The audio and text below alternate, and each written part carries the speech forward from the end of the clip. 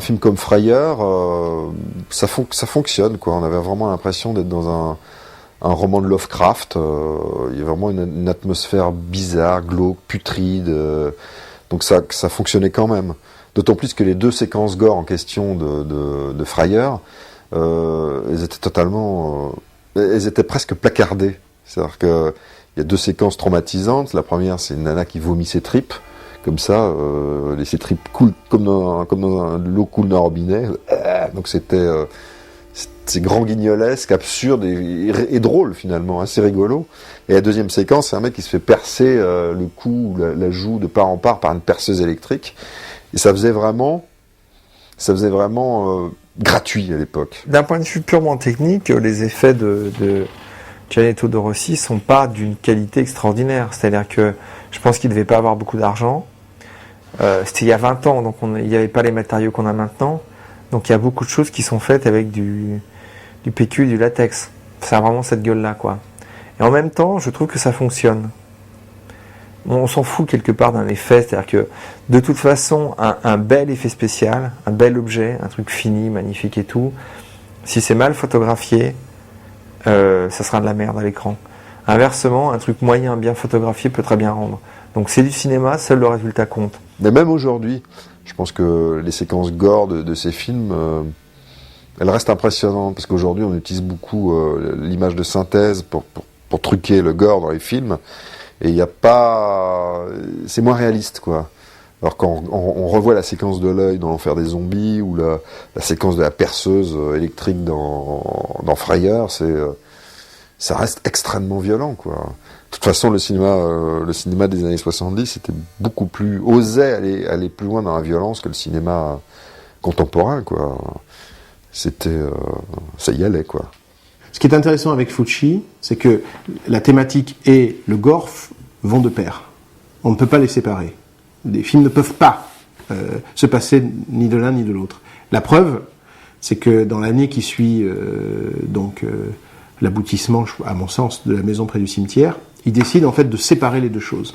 Il fait d'un côté New York Ripper, L'éventreur de New York, qui est un film qui est entièrement bâti sur le gore, et de l'autre, il fait Manhattan Baby, qui est le remake, sans gore, de La maison près du cimetière. Et en fait, on s'aperçoit que ces 2 films sont totalement insatisfaisants. Ils ne fonctionnent pas. Ils ne fonctionnent pas parce que précisément... Je crois que de la part de Fulci, c'était un truc très conscient. C'est-à-dire qu'à un moment donné, il voulait savoir, un peu comme quand Stephen King devient Bachman, il veut savoir qu'est-ce que ses fans aiment exactement. Et je pense qu'il a dû être un peu déçu parce que je pense qu'il avait mis vachement d'espoir sur Manhattan Baby. Et il a fait comme ça L'Éventreur de New York d'une manière un peu alimentaire. Et c'est L'Éventreur de New York, finalement, qui aura eu tous les suffrages. Simplement parce que c'est un film très gore et très très brutal. Alors que Manhattan Baby est un film, finalement, dans lequel il essaie de reproduire son étrange structure qu'il avait mis au point avec Dardano Sacchetti sur les univers parallèles.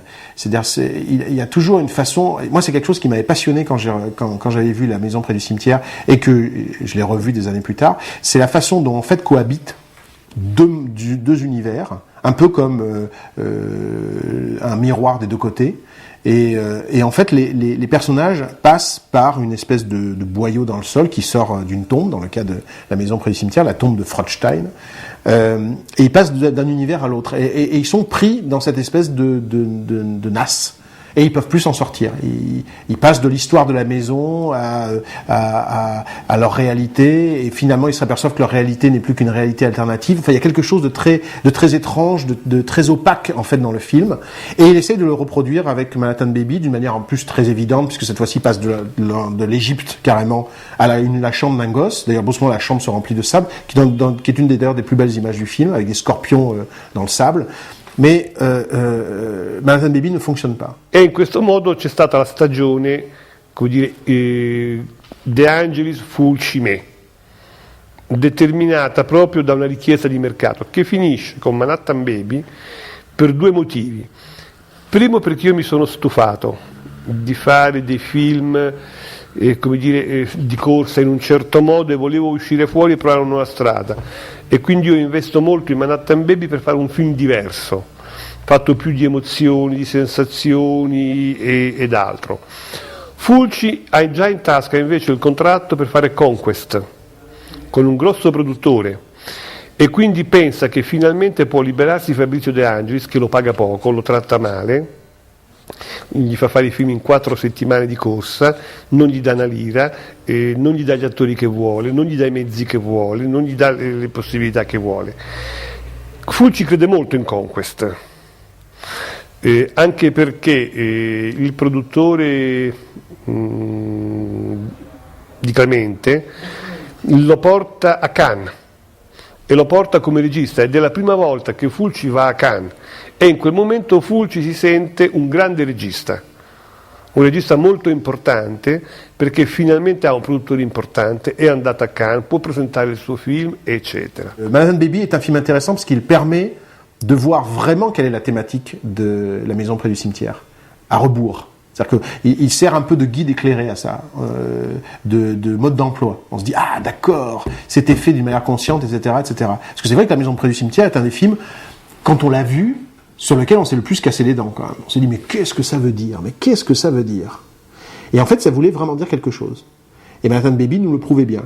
Mais sans gore, sans ces moments incroyables où brusquement les personnages sont littéralement écharpés vivants, ça fonctionne pas pareil. En tout cas, dans le cas de Manhattan Baby, ça fonctionne même pas du tout. E quindi in quel momento lì le strade fra miei di Fulci si dividono.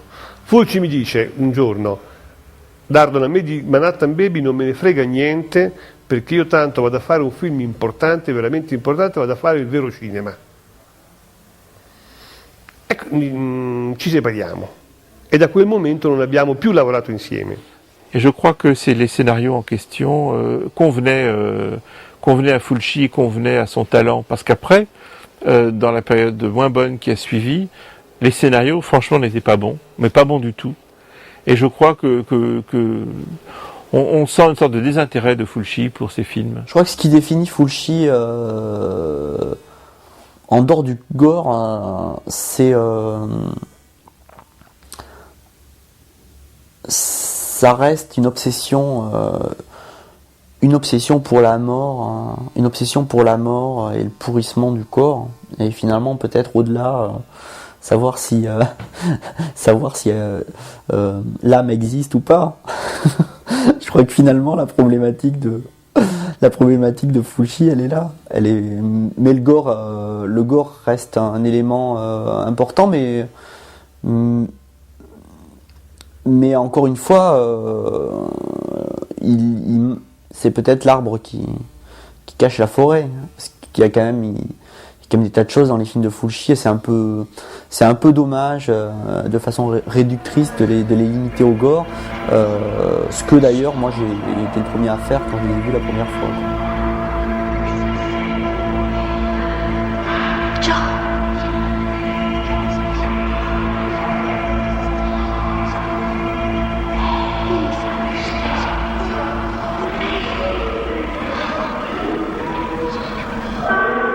L'Aldilà è un film in cui veramente non c'è una sola inquadratura che non sia perfetta. È un film anche quello definito artodiano da Fulci, ma a prescindere dalle definizioni che possono esserci queste ed altre, ma è un horror puro, un horror assoluto. È la dimensione metafisica dell'orrore. Lui si è ispirato in parte poi ai mondi di Lovecraft, anche se non ci sono in realtà dentro poi, no? Magari si vedono più certe influenze di Lovecraft in altri film, come Quella villa accanto al cimitero per esempio, o anche in fondo Paura nella città dei morti viventi. Però in L'Aldilà c'è questa concezione che era tipicamente sua, che poi ha riportato anche in altri film, magari meno riusciti, però l'ha riportata sempre. Ecco, la dimensione metafisica dell'orrore, cioè un destino che muove, no? Che muove le vite, le esistenze dei personaggi in maniera implacabile, perché quando David Warbeck e Catherine McCall si ritrovano nel quadro dell'Aldilà, capiscono che in realtà loro sono morti, ma forse sono morti anche prima. Erano già dei fantasmi che hanno rivissuto orribilmente, diciamo, gli ultimi gli ultimi momenti della loro vita terrena. In questo concatenarsi terribile di situazioni e di uccisioni, forse in apparenza gratuite, ma in realtà che non sono gratuite, perché è tutto un sogno delirante e liberatorio, di stanze dentro stanze e di corridoi che poi alla fine finiscono in tunnel che riportano poi all'albergo che è collegato con l'ospedale. È veramente l'inferno di Fulci, l'aldilà. È un film eccezionale.